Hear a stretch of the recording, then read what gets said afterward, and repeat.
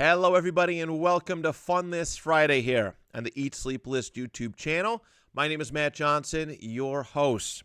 And as a Mortal Kombat fan, we are on the cusp of some really cool stuff between the Legacy Collection as well as the MK2 movie that's due out early next year. So I want to celebrate the Mortal Kombat franchise today. Let's make a list.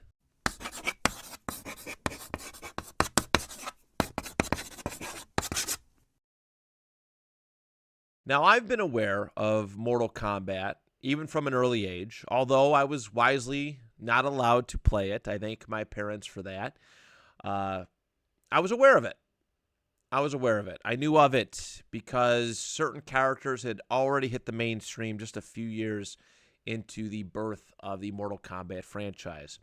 I knew of Sub-Zero and Scorpion, two characters who were so popular that they transcended into the mainstream, and I would dare so say that despite the Liu Kangs, the Johnny Cages, the Sonya Blades, and so many more, that Sub-Zero and Scorpion are the face of the franchise, and in some way, shape, or form that they have been in just about every single game that has been put out. My true love and appreciation for it did not happen until I seen a certain man's name pop up in the credits of the 1995 MK film. And that man is my great-uncle Patrick Johnson, who was the stunt coordinator, fighting choreographer. I forget the specific name from it, but my great-uncle Pat, an absolute legend in my eyes for Hollywood, for combat films. He was a part of it. I remember my dad received the movie for Easter in, I think, 95 or 96. And he let me watch it, and he would cover my eyes during the bad stuff. And then we'd get to, the credits. And I remember him saying, "Look, that's your Uncle Pat's name." And I go, "What?" And I seen it, and then I became aware of my great-uncle Pat and all that he had done in Hollywood. And from that point on, knowing that my great-uncle was a part of this magic, was a part of this journey, captured me forever. Please look him up if you get the chance. Patrick Johnson, he just passed away, I think it was about 2 years ago. I only met him less than a handful of times. He had a very, very busy life out in Hollywood. And he was a part of a lot of great movies. I think a lot of people would be intrigued to see his filmography. But from that point forward, it had enthralled me. It captured me. And while I wasn't allowed to play the main games for some time, I do remember that one year for Christmas, my parents got me one of those Tiger Electronic games of Mortal Kombat. But this one was different. It had cards that came with it. It was like a scanners thing. You'd swipe it, and all sorts of different things would happen. You get points. You get extra life. You get all sorts of stuff. But it was just really cool, and I wish I would have held on to that a little bit and took better care of it. But I remember these cards were awesome, and the artwork on them were so cool. But you could play as 4 different characters. You could play as Liu Kang, Raiden, Scorpion, or Sub-Zero, and no matter which side that you chose, Goro would be the final boss. And it was so fun, so well done, but that was probably my first MK. That was easily my first Mortal Kombat game that I ever played, and I loved that thing. As a kid who grew up on Tiger Electronic Games, that one it's special to me, and I would love to make it. We'll make a Tiger Electronic Games list at some point. But that was cool. I think the first mainstream one that I ever got to play, I was over my grandfather's house, and my aunt and her then husband were over there, and I got to play Ultimate Mortal Kombat 3. And that was probably the first time I ever got to play it. I believe there was a way he turned off the blood, so I wouldn't get in trouble, but it was cool. I remember just picking Sub-Zero over and over and over again and playing this game on the Super Nintendo on this little box TV, and we were over there during the day at some point, and it was cool. it was cool to be able to do that. And after that, arcades. I remember my dad taking me to Aladdin's Castle by our house at the Summer Park Mall, and he let me play Mortal Kombat 4. He actually let me try it. They had all the Mortal Kombat games in there, but MK4 was there, and it was new, and it was cool. Mortal Kombat in 3D. It's actually kind of funny to look back and see that now, because I thought at that point in time, wow, these graphics are amazing. How can they ever get any better? Boy, was I wrong. But it's cool, like, seeing that progress. And I got stomped out. I was Sub-Zero, and all of a sudden I was falling down a pit, right? Because in that game, when you lose, you fall down the pit, and if you don't put any quarters in, you fall to the bottom of the pit, and there's spikes there, and your character dies. And my dad watched it and goes, I shouldn't have let you play this game. I've told that story once before on this show, a long time ago, seemingly, but it's always a fun one to bring up, because my dad knew it was probably a bad idea, let me play it anyways, because go for it, and probably came to regret it. But it would be some time before I really got into, like, super into Mortal Kombat as far as playing the games and seeking everything out. I told the story 2 weeks ago.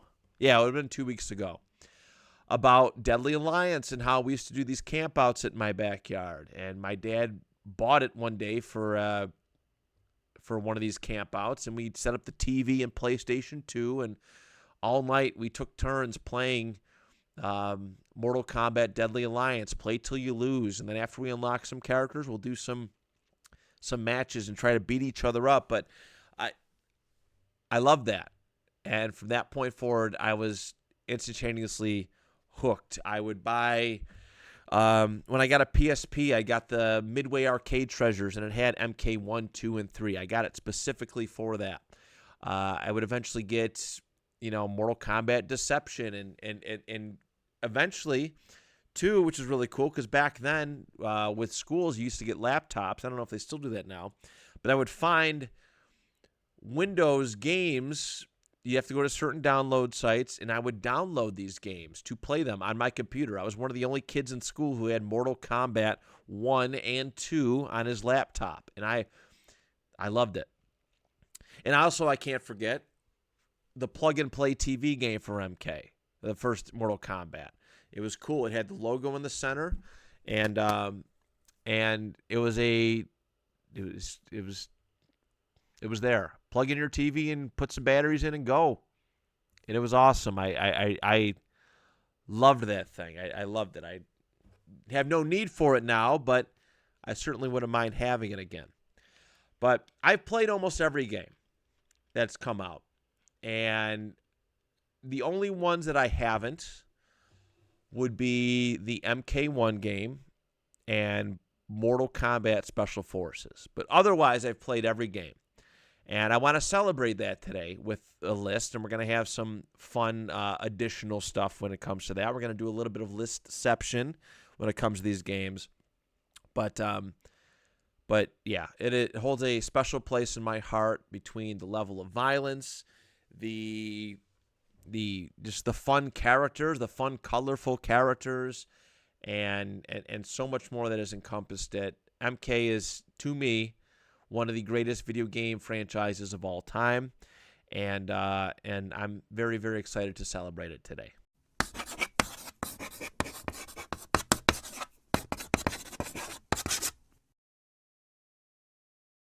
All right, everybody. There is absolutely zero lesson from the list for a video like this. There's nothing that I could say any lesson from the list that would be different, unique, special. All right, if you've heard me talk about any franchise, whether it's video game related or some other sort of property, there is nothing that I could say that would be different and unique. All right, we've done the name game twice before. Firstly, for the U.S. President's List, which I named every president numerically and seen how fast I could do it. And I can't remember the time frame, but I think it went pretty well. And then I did the name game for the Final Fantasy soundtracks list, where I named as many Final Fantasy characters as I could in a 1-minute time span. What I'm going to do is I have a timer set on my phone, 1 minute, 3 seconds. You can kind of see it. All right? There, it's clear now. That extra 3 seconds is for transition time because I am a one-man show. I record it on my own. I plan. I produce it. I edit it. This is the... So I'm going to have to hold this towel that I found in the studio over my eyes to prove that I'm not reading off of something. All right? I'm taking away all extra factors that could make you question whether I did this accurately or not. So I'm going to put that towel over my head and hold it for that minute span. And I have a clicker. I have a little clicker. I'm going to count as I say names of Mortal Kombat characters. Hopefully it meshes up. I'm going to do my best in post-edit to make it all look and seem flawless.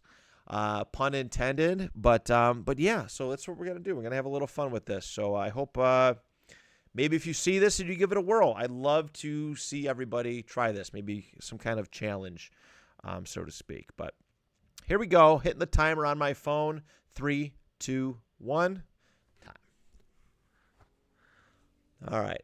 Liu Kang, Sonya, Johnny Cage, Raiden, Kano, Sub-Zero, Scorpion, Reptile, Goro, Shang Tsung, Jax, Kung Lao, Baraka, Melina, Katana, Kintaro, Noob, Smoke, Jade, Shao Kahn, Striker, Shiva, Cyrax, Sector, Motaro,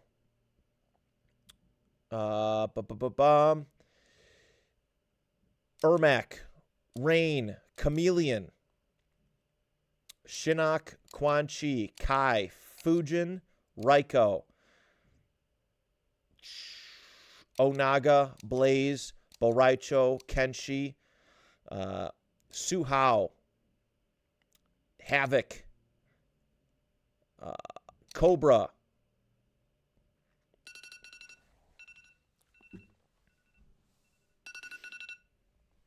all right. Yeah, once MK3 hits, it starts to get a little crazy and the roster gets massive. But according to this, I got 40. And I think I did all right. I think that's not bad. There's a lot. I tried to go, and if you couldn't tell, I tried to go in game order. As far as how they appeared, and maybe I missed somebody. I might have. I probably did. But that's the pressure of doing the name game. So 40 Mortal Kombat characters named. Let's move on to my top 10 list.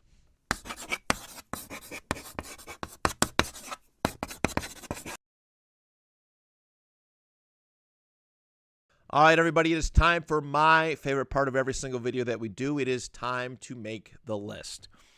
All right. Please feel free to comment your top 10, top 5, your favorite Mortal Kombat game, or for any other list that we do. Your favorite of anything. Okay? A lot of this is me talking. All right? I obviously I'm doing this for myself intrinsically, but I love one of my favorite things to do, and it is to see that people are watching these videos and thinking about their lists. All right, that's why with the interactive content that we do, the shorts that we do post, I ask questions, and TikTok is wonderful when it comes to feedback. People sending in their favorite of something, their top 5 lists of something. YouTube, it's a little bit harder. I think it's a little bit different of a platform for that sort of thing.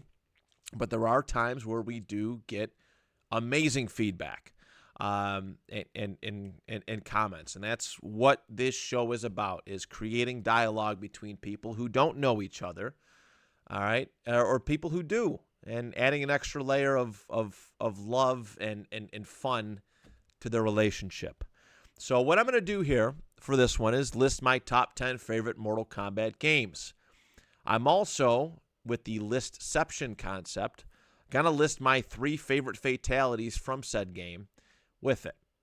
All right. So So that's the plan. That's the plan. Everybody's list is going to be different. All right, there's a lot of Mortal Kombat games out there. There's definitely a few that I left off that just did not appeal to me in any way, shape, or form. But these are the 10 that have meant the most to me, the 10 that I replay a lot, considerably, and have made fun memories with. And yes, I'm excited to discuss my favorite fatalities that come from each and every one of them. So let's get to it. My number 10, I'm going to go Mortal Kombat Armageddon. All right. I loved that MK Armageddon brought the full roster at that point together. You have a lot of characters that hadn't been seen in a while, haven't been upgraded to the 3D era. You know, it was pretty neat to see like Shiva and Stryker and some of these other characters. I just remembered Cabal. I don't think I named him in the name game, but you know, like a lot of these characters that have been moved on up to the three-dimensional era. It had everybody. It was a mostly nice bow on the franchise up to that point. What I was disappointed in the most, and I think many, if not all, could agree on this, is the lack of individual fatalities for characters. The fatality aspect of it, I feel, is critically important to Mortal Kombat games because it shows personality. It makes everybody feel different.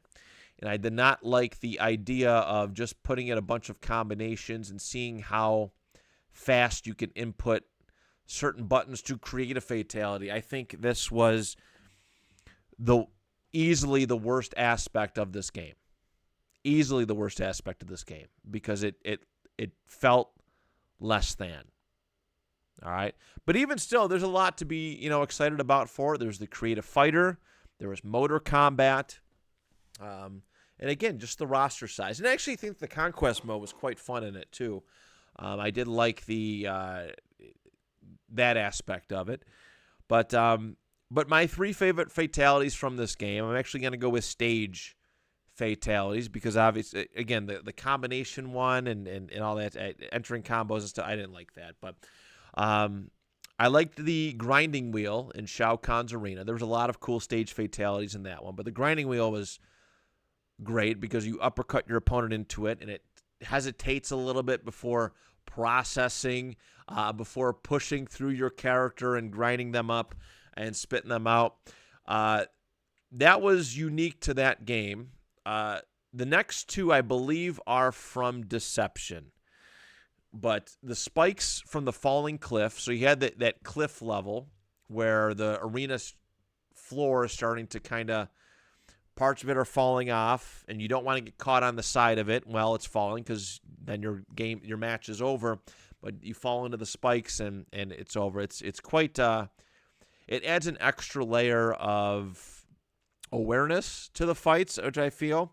And then the Sky Temple, the splat. It's either Deadly Alliance or Deception. I'm pretty sure that this level was in Deception, but you have to knock your opponent first down a whole level, and then eventually you knock them down past another like guard, like a wall, gate kind of thing, and they just fall and fall and fall, and they eventually just go splat on the ground. So that's the kind of list we're doing here today. But those are my three favorite MK Armageddon fatalities. That is the last one that I do any single stage fatality. And obviously that was just out of necessity. But that's my number 10, Mortal Kombat Armageddon. Number 9 is Mortal Kombat 10. I have this one on a few different consoles. I have it on my Nintendo Switch as well as my PlayStation 4. But Mortal Kombat has taken great strides in recent years to, I think, become more respected as a technical fighter. I will say that in the early days, it felt like, if you look at it compared to like Street Fighter, that Mortal Kombat felt like a gimmick. It felt gimmicky. I mean, it was great. It was fun. It made it stand out. But as far as like competitive play, like Street Fighter felt more technical, I guess, if that makes sense. But in the last couple of entries that Mortal Kombat has put out, you're definitely seeing a lot more creativity with combinations and stuff like that. And I think Mortal Kombat now, although I have not played MK1, the new MK1, has made great strides in being a total great fighting game. All right, not just a gimmick. The story mode is pretty cool. I've actually really liked that they've gone all in on story mode over the last couple of entries. Like, it feels fuller, and there's a lot to it. There's a lot of choices to be made, and it gives the game a lot of depth. The crypt mode has been fantastic. I love the MKX crypt. I think that was tremendously well done. And yeah, I like the level of violence has just stepped up tremendously, and that's a great aspect of this game. So for Mortal Kombat X, my 3 favorite fatalities are as follows. I love the Kenshi Telecopter one that they have going on. If I remember it correctly, he's using telekinesis to have his sword spin in midair, and then he's also grabbing his opponent with telekinesis and running them through it, and it's just chopping them up. Johnny Cage is my second one, is Here's Johnny fatality. Johnny Cage is my favorite Mortal Kombat character of all time. I think he's great. His personality has really come a long way over the years. But that Here's Johnny fatality, while if you do it over and over again can feel quite boring, plain, and redundant, the first couple times where you watch Johnny dig through his opponent's torso, pull it apart, and go, "Here's Johnny," it's hilarious. It makes me smile and laugh all the time because it's very fitting of his personality. And then C, or my third favorite fatality for this game, is the Cassie Cage selfie one. How on brand. Johnny Cage's child, who has the looks of her mom and Sonya, and the goofy personality, like this new age personality of Johnny Cage, is doing stuff and taking selfies. It worked so good. And Cassie Cage is one of my favorite newer characters. I actually feel bad now that I didn't name her off for the name game, but I was trying to go in order. But MKX, great game. I enjoy playing it. I'm replaying it now, playing it to get excited for this show. I've been playing it a lot lately. So, number 8. This game gets a little bit of a bad rap. I don't quite understand. I mean, I understand it. It is aged very poorly, if you're into that sort of thing. But I love it. These older games are time capsules for me. But Mortal Kombat 4 is my number 8. I love this early entry into 3D. And I already told the story of the time I played it in an arcade. I have it on a retro game console. I have the actual physical PlayStation disc. But it was cool to see these characters get these upgrades, these visual updates. All right. Reptile, another character that I love from this franchise. Now he looks more reptilian. And in his alternate costume, his ninja costume, it's not just a color palette swap of Sub-Zero and Scorpion in green. No, you actually see his reptile skin and face underneath it all. And that is what Mortal Kombat, the upgrade to 3D was supposed to be. And there's some really great characters introduced in it. There's a lot that just kind of disappeared, like Kai and Fujin and Raiko. Although Fujin has been brought back. Oh, Jarek. That was bad. That was not good. Just a complete Kano clone in a different body, which is kind of goofy to see. But you get the iconic ones like Quan Chi and Shinnok. And it's just it's a really good story. It's a really good story. I like it considerably. So my 3 favorite fatalities from this game, and I will criticize it that some of the fatalities are just lazily done, that they're just copy paste from other characters, but not the ones that I have for this list. All right, not the ones that I have for this list. So my first favorite is the Quan Chi leg beat one. Like, good God, that might be the greatest fatality of all time. All right, ripping off your opponent's leg and just beating the crap out of them repeatedly over and over again until the next screen. Like, I laugh watching it. It's great. It's very comical, and again, it's so good. Shinnok was a really cool one. I didn't know how he came off as a final boss character, especially being playable right out of the gate. But that hand clap one that he had, both his fatalities are pretty cool. But disappearing, coming out with the skeleton hands, and doing the clap and squishing the opponent so they explode. That was a really cool one. And then my third favorite one is Raiden. All right, where he stabs his opponent with his stick and just barbecues him with his electricity. It's a fun time. Raiden's got a lot of cool fatalities over the years, but that's probably one of my favorites. So those are my three favorite fatalities for MK4, and that is my number 8. All right, my number 7 is Mortal Kombat Deadly Alliance. I told the story of how much this game means to me. It was my first entry back into the Mortal Kombat franchise, and obviously with the camp out aspect of it, it is very, very special to me. I loved that they went crazy with this game, and by going crazy, you start off in the intro video with not only the death of Shao Kahn, allegedly, obviously no characters truly die in these games, but the death of Liu Kang. What a way to kick off the PS2 era.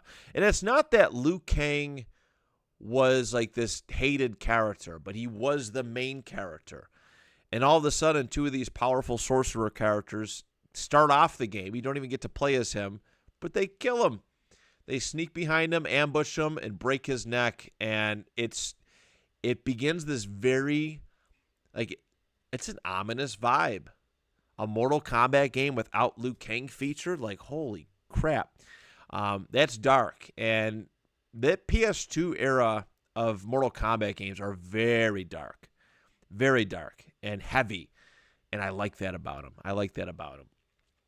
But yeah, it brought back a lot of old favorites. I loved the multiple fighting styles as well as the proper introduction of weapons. Some of these characters with swords, you used to be able to hit R1 button and impale, and what their health would just drain. I thought that was a cool feature. They brought back Test Your Might. They did Test Your Sight. And there was a lot of other neat features. There was the debut of the Crypt, right? The debut of the Crypt. I still remember, I think it was like they used to do like a letter coding. So every row was a letter.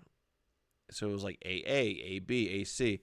And I very clearly remember the FU Crypt opening it, and it was just empty, which I hated because you worked hard for these coins, and you get it to open an empty crypt kind of blows. But also they introduced Conquest Mode, which helped add some depth to the game, and it helped teach you the new play style that was going to be utilized throughout this PS2 era. So I have nothing but love for it. But the fatalities suck in this game. All right, I will say that they went down to one fatality, which I hated. Never liked that. And a lot of them were kind of dookie. Like, I think about Quan Chi's leg beat that I just mentioned in MK4. And his fatality in this game was to stretch out his opponent's neck like a giraffe and then watch them walk a couple steps and just fall over. You know what I mean? It really just doesn't do it for me. But that's just me. And there were some other ones that were just kind of just garbage and unnecessary. But my three favorites are the Sub-Zero skeleton rip. Yeah, he goes through the back in this one. and rips out the skeleton through the back. The Kung Lao hat throw, where he throws it, it's in their head, and then he steps on them to pop it up out of their head. I think that was a cool visual. And then Shang Tsung's Soul Steal one, where he stomps on his opponent, and the visualization of all the souls kind of leaking out and absorbing into Shang Tsung, I think it makes it look really cool. So MK Deadly Alliance, there's some other good ones. These are my 3 favorite. Shout out to like Mavado. I thought his was kind of cool with the spiked, the cleats and some other stuff. But yeah, MK Deadly Alliance, that's my number 7. My number 6 is the original Mortal Kombat, 1992, where it all began. And I have replayed this game many times on different systems. I played it on Sega. You know, everybody remembers the Blood Code. I played it on Super Nintendo. Those fatalities aren't great, but obviously it didn't do well on that system. But it changed the way that video games were seen and played, because I think everybody knows at this point, but without Mortal Kombat and maybe 1 or 2 other games, we don't get video game rating system. All right, it brought a lot of eyes and attention to the video game industry and had to regulate itself. The ESRB became, and now that's why we have the teen or mature ratings. Before, Sega was the only one doing ratings on their boxes. They had K through A, and mature, and there were some titles that just weren't allowed on store shelves because of how violent they were. But a lot came from this game. Enough about the video game culture. This game was it's trend-setting, all right, for a variety of good reasons. It brought people back into the arcades. The 90s were not a very kind era to the arcades. They were dying. A lot of them were folding up and closing. And MK brought a lot of people back into it. They wanted to try out these fatalities and see what secrets that they could unlock. There was all sorts of rumors. All right, that's how Ermac was created. There was a rumor about a Red Ninja character that was in the game. And, Reptile being one of the first actual Easter egg characters, first hidden characters. You got to do these certain things. Everything has to work out right for you to get a chance to fight Reptile. Everything had to work out right for you to get a chance to fight Reptile. And he's got the powers of Scorpion and Sub-Zero, and he's way faster. He's twice as fast. Great game. Great game. Many great memories around it. My 3 favorite fatalities of this game are Kano's heart rip, all right, where he just reaches in the chest and does his... No, he holds it up in this one. In the other games, I think they reused the skin for another game, but he does the flex thing. But he used to hold it up, and you could hear the heartbeat. Like, it's pretty grim. Scorpion's Toasty fatality is incredibly iconic. Pulling his head off and revealing that he's a skeleton underneath, and just the fire and just charring, the opponent's skin, so it's just a skeleton. And then, of course, Sub-Zero's spine rip. This one has been duplicated many, many times throughout the series, but it is gruesome that first time. And an easy one to do. I still remember the button combinations for this one. Forward, down, forward, high punch, if I'm not mistaken. But one of my favorite fatalities to do. It's grim watching him hold the head up, and it's like, whoa, this is dark. This is dark. But that's the charm of Mortal Kombat. So the original MK, that is my number 6. Number 5, I can't believe they have not gone back to this style of game since this release. Mortal Kombat Shaolin Monks. Wow. First and foremost, this was the best, non-fighting game that they ever did. All right, an actual fleshed out storyline, giving some life to Mortal Kombat 2. Showing the in-between stuff, which I thought was fun. But this was masterfully done. I would love to see a remaster or more of this stuff going forward. between the different fatalities that you could do, brutalities, the combo attacks, all the different monsters you get to fight. There's a lot of good Easter eggs in this game. It is a long, well fleshed out storyline that just expands on the lore of Mortal Kombat 2. I can't say that enough. How much life it gave that game. And I remember playing this with my dad. He thought it was the coolest thing. He's not a big fighting game fan, but for him to see a game like this and an expansion on a one-on-one fighting game, it's pretty neat. And we played through it and beat it. And it was very challenging. It was very challenging, but I loved all the secrets. They maintained that mystery aspect of it. And it was just a lot of fun. A lot of fun. Very, very well done. And also, I really loved that they included the original Mortal Kombat 2 in the game. I think that was important. Not even just that. The fighting mode. I should say this. I love actual three-dimensional fighters where you can roam and move around.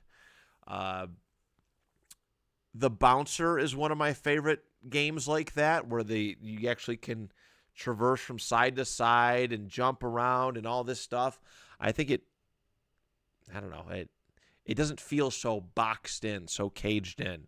And after you unlocked all these characters, you could do that, right? You can play as Reptile and Johnny Cage and all these other characters that you unlock throughout the game. And it was cool to play MK2 just in a much bigger feeling fighting environment.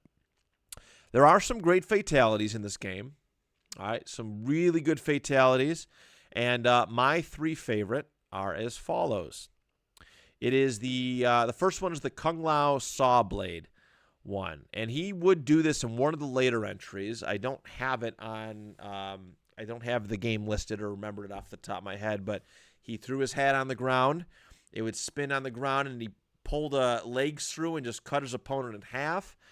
Love that one.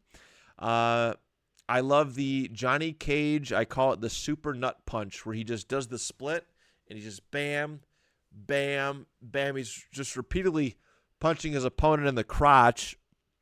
And it was really fun to see Johnny Cage's personality show up, because it did take a while for him to really be a comic relief act. I think people took him a little seriously in the first 3 MK games, but around this time you really get to see what a goofball that Johnny Cage is. But a super nut punch where you're just repeatedly punching someone in the crotch and they explode is awesome. And my other favorite one is shout out to Reptile, but he has a savage slash fatality that I wish they would incorporate in some of the other games. I don't think I've seen this one before, but he would jump on his opponent and just slash the crap out of him. It really showed his savage side, that reptilian animal side to him. I love some of the acid ones that he's done in other games, but this was very, it was perfect for Reptile. And also, side note, my favorite Reptile look that he's ever had. So yeah, that is my number 5, Mortal Kombat Shaolin Monks. My number 4, I think this is the greatest PS2 game, PS2 fighting Mortal Kombat game that I've ever seen, but it's Mortal Kombat Deception.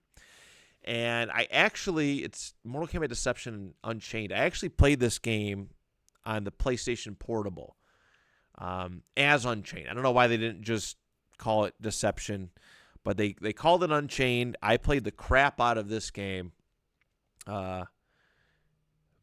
Easily hands down the best PS2 Mortal Kombat fighter game between Deadly Alliance, Armageddon, all of those. The world building was great in this one. The world building was great. That conquest mode, hands down better than Deadly Alliance, and I actually prefer it versus the Armageddon conquest mode.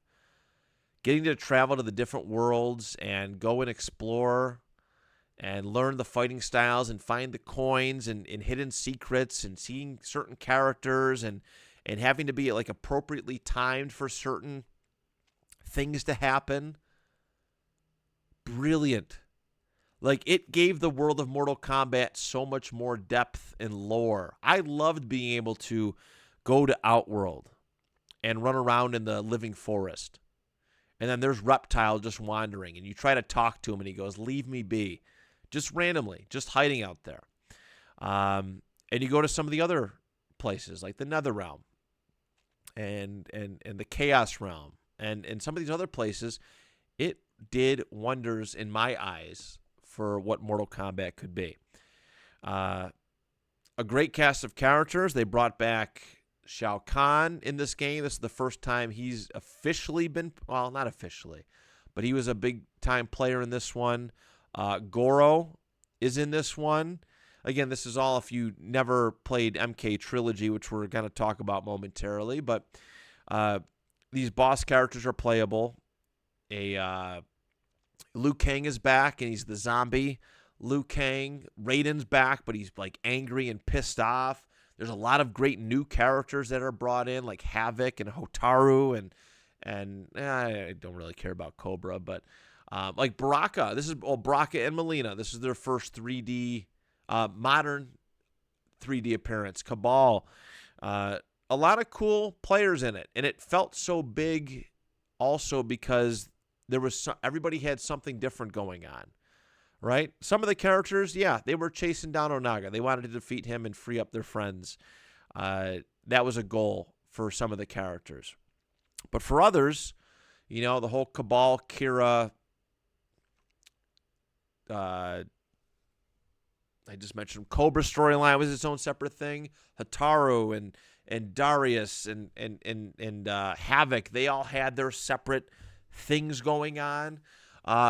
Sindel and Jade, like there was a lot of layers to this storyline. It was like a brilliant storyline to follow. And Shujinko, as a main character, I mean, I look back a little bit more fondly on him than maybe before, but it was cool to see his adventure. Him growing up. I've always said that those kind of games hit me differently, or games or entertainment properties where people are growing up, it just hits differently. And the ending where he thought he was on some virtuous quest, and all of a sudden he wasn't. Wild. But I love this game. I carried it with me everywhere. Loved it dearly. My favorite fatalities from this game are as follows. Goro's, I call it the splitter. I don't know if there's an official name for it, but this is a proper use of a Goro fatality. He uses all four arms. He grabs both his opponent's arms and both of his opponent's legs and stretches them out so they explode. And again, proper use. I hated Goro's fatalities because you could secretly unlock him in MK4, but all it was I think it was just an uppercut and a kick. So the uppercut a lot of characters had, including Johnny Cage, and the kick where they kick through the torso and just flip, like Raiko had that, and maybe one other character. But this gave Goro some actual stuff to enjoy, and it was neat. It was really cool to see that happen. And so there's that one. The Boraicho Fire Fart is another great fatality in my mind because it really played into this drunken, kind of obese karate master, and it was so ridiculous watching him just pull a torch out. He just shit his brains and engulf his opponent in flames. Legendary in my opinion. And I'm glad, again, it's comic relief, but I'm glad they leaned into it a little bit more. Boraicho showed a lot more personality in this game than he did in Deadly Alliance, I think, with all of his stuff. And Darius, the arm rip fatality. I loved this one. I mean, it's definitely inspired by Jax's arm rip from MK2 and maybe MK4. But I like that Darius ripped the arms off and then beat his opponent up with it. It added some complexity, some layer, some oomph to that fatality. So Mortal Kombat Deception / Unchained. That is my number 4. Number 3 is Mortal Kombat Trilogy. I don't have Mortal Kombat 3 or Ultimate Mortal Kombat 3 on this list because MK Trilogy is just those, but better and with everybody. It's the same storyline essentially, but with all of the characters. And as somebody who loves the 2D era and thinks that the 2D era, again, being a traditionalist, was the best, MK Trilogy is special. And they did a good job. They did a really good job with it. I actually had no idea that this game existed. But there was a video game store that was only at the Summer Park Mall for a short period of time. It was called Phoenix Games. And I went there and I was like, Mortal Kombat Trilogy, what is this? And I seen it had everybody in it. Every single character that appeared in the first three, well, technically four with MK3 and Ultimate MK3, but those iterations of the game. And you could play as them. And I played it to death. I still have it. I still play it often. Just the roster was cool. And just the versatility with all of it. There's a lot of great characters in it.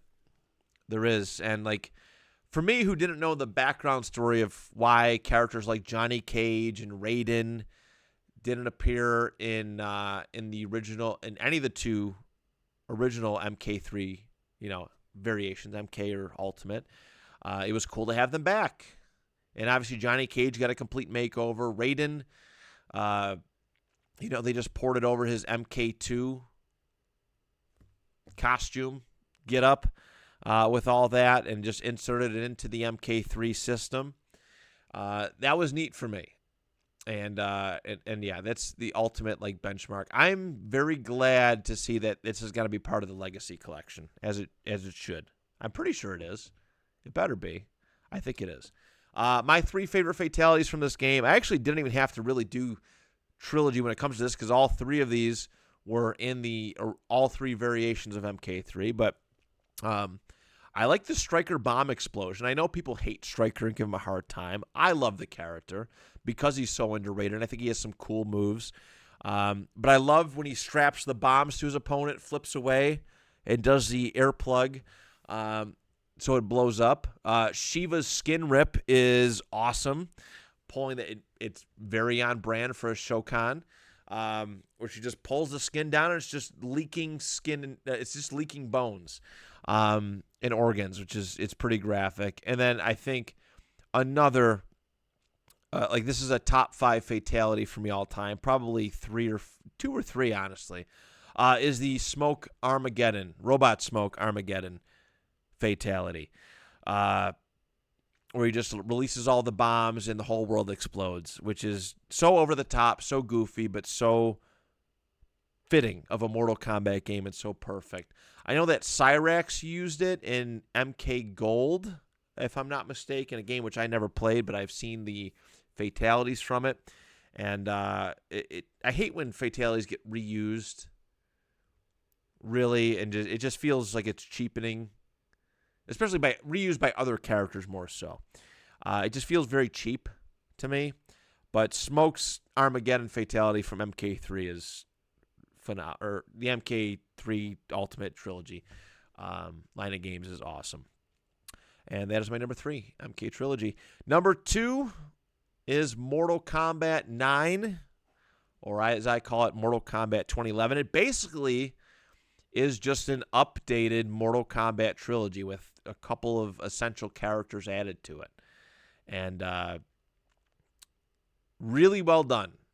Really well done. I don't know how I feel sometimes when they do all this multiverse stuff or going back in time and trying to change things. And I think it's lazy writing, but this one works for me because it is Mortal Kombat Trilogy. It did add life to the first 3 Mortal Kombat games, seeing all the in-between stuff, the individual feuds and rivalries, right?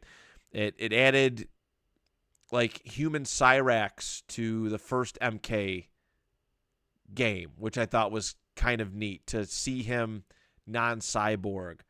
You get to see Raiden kind of trying to change things up, trying to convince Scorpion not to murder the original Sub-Zero because it'll unleash Noob Saibot and things will get crazy. There was a couple other things that they did I thought were really cool. It just added life to those games.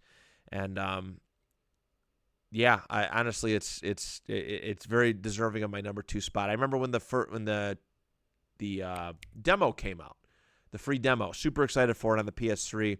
I was telling everybody about it. I'm like, man, this game is great. And it is. I think it still holds up really, really well. But I remember you could play as like Scorpion, Sub-Zero, Melina, and I think there was one other character. It might have been Baraka or Reptile. But you could fight in the Living Forest. And it was just so well done. I'm like, this is MK moving in the right direction. And this is the first time they started really doing guest characters, right? I think, pretty sure Kratos is in this game. And there might be one more. But seeing Kratos in it, I actually do like the guest character route that they've been taking. So my 3 favorite from this one is, again, Quan Chi. We're going to go the leg beat down because he's in this game. He, in the original timeline, he doesn't necessarily fit in. He doesn't show up till MK4. But it looks amazing in this one. All right, it's an updated one, and they did a really good job of just adding bass to this ass whooping that he does with his opponent's leg. The other one, my second favorite, is Shang Tsung's identity theft, where he takes over, weakens his opponent, takes over their body, and forces them against their will to rip their own head off. I think it's like it's dark, and the way that it's played out in the the fatality sequence, it adds a little tension to it all, right? The opponent's fighting it. It's not just doing it. The opponent's trying to resist, and it's what a way to go, right? And then my number 1 favorite fatality from this game is Noob's Make-A-Wish. All right, he splits into 2, rips his opponent in half, and holds it. Both versions of Noob hold up both sides of it. It is grim, gruesome, and wonderful. But yes, my number 2, Mortal Kombat 2011, and my number 1 favorite one, again, tradition and loving all these games, is the original Mortal Kombat 2. All right. After MK2, and obviously, like I said, I love Trilogy, I love 4, I love Deadly Alliance. I love a lot of these games, a lot of the mainline entries, just about all of them. MK2 was different in a good way. Like, I think MK1 and 2 feel so much more differently than MK3 Ultimate Trilogy does. Like, I love the graphics in this one. I think they're really, really well done. I think they got too bright for me, maybe too cartoonish after this game. The fatalities felt more organic. Like, I felt like there was more you can do, and it's hard to describe, but like, I guess we'll go with this. So for MK Trilogy, there was limitations as far as what they could do with certain characters that they brought back or added on because of the styling, right? Like, they couldn't do Johnny Cage's nut punch because that they didn't film the actors reacting to a nut punch of a sense. So it felt like there was more that they could expand upon in that game, but they just didn't. But, like, I don't know what it is about MK2. It just feels like it flows so much more organically. And honestly, too, like, all of the characters from MK2 have been they've been put in just about every single game. These 12 characters are so iconic that there's a large bunch of them have been in just about every game going forward.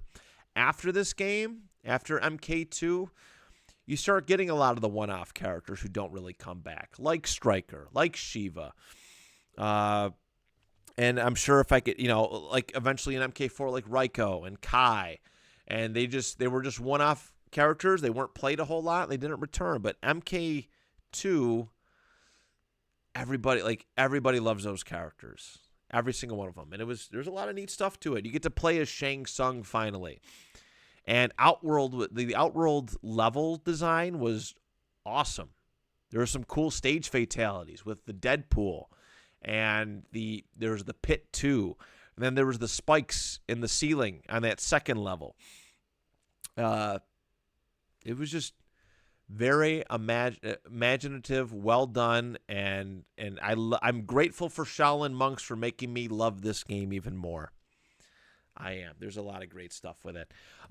My 3 favorite fatalities for this game. It is the Liu Kang Dragon fatality, which has been done plenty since then. But the first time seeing it is like, whoa, that's crazy. Especially with how lame Liu Kang's fatality was in the first Mortal Kombat game. They wanted to go, he's the Shaolin monk piece. He doesn't like to kill, so he's going to do his little wheelbarrow kick uppercut, which they did keep in this game, but okay, we're going to add a little bit of a vicious side to Liu Kang. We're going to make him turn into a dragon. That is good. I think that was a step in the right direction. Johnny Cage's triple decapitation. I don't know if a lot of people know about this, but if you held certain buttons while doing the decapitation fatality for Johnny Cage, he would punch off 3 heads. All right, weird. It was a glitch. They've kept it, and it's really neat. So Johnny Cage's triple decapitation. And then probably one of the hardest ones to do, and it was definitely a secret for a little while, but Shang Tsung's Kintaro fatality. I think you had to hold down low kick for the whole match, and then after the match, it had to be like a certain duration of time, if I remember correctly. But when it comes to fatality time, you release this button. He transforms into Kintaro and just punches his opponent in half, which is pretty gruesome. But it was also a cool way to show off, to temporarily play as a sub-boss character. But yeah, I love this game. I love all of these games. I have a strong just fondness for this franchise, and I'm glad I get to share it with each and every one of you today. But that is it, everybody. That is it for Fun List Friday. We're gonna wrap this up, be done, and we're moving on. We're moving on to next week. Enjoy your weekend. I love and appreciate each and every single one of you. And till next time, do you even list?